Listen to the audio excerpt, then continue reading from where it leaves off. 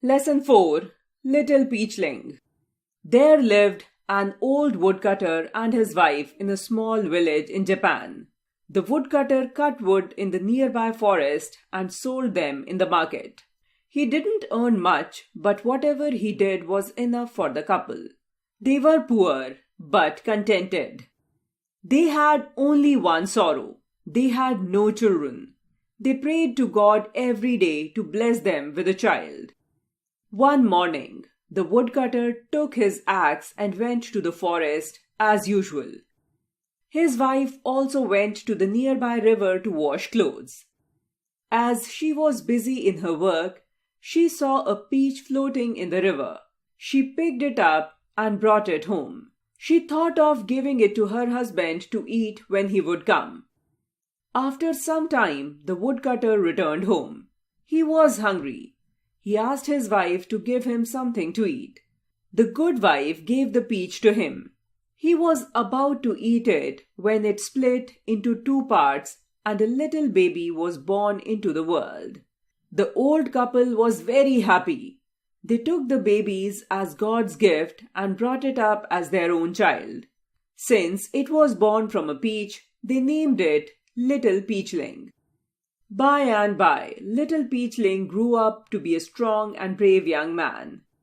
One day, he said to his foster parents, "I am going to the Ogre's Island to carry off the wealth that they have stored up there." He then asked his mother to make some millet dumplings for his journey.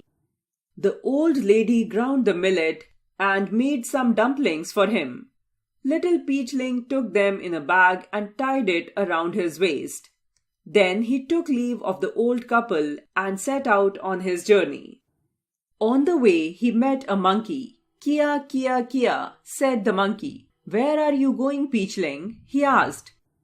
"I am going to the Ogre's Island to carry off their wealth," replied Little Peachling. "What are you carrying in your bag?" the monkey asked again. "I am carrying with me the very best millet dumplings in my bag," Little Peachling said.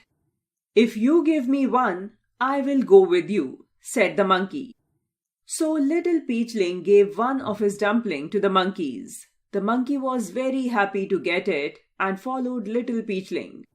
When he had gone a little further, he heard a pheasant calling, "Ken, ken, ken." "Where are you going, Little Peachling?"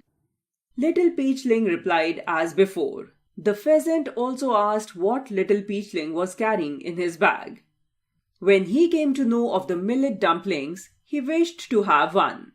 Little Peachling gave a dumpling to him, and he too accompanied him on his expedition. As he had gone a little away, a dog met him on the way. "Bow, bow, bow," barked the dog. He also asked the same question to Little Peachling and accompanied him after getting a dumpling from him.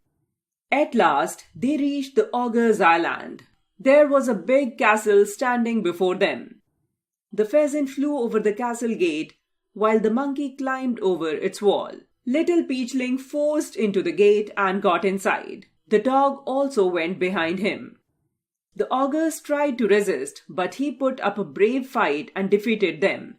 Then he took the king of the ogres prisoners. So all the ogres surrendered before Little Peachling.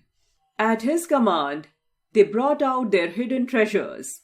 There were caps and coats that made their wearers invisible, precious stones and jewels, gold and silver.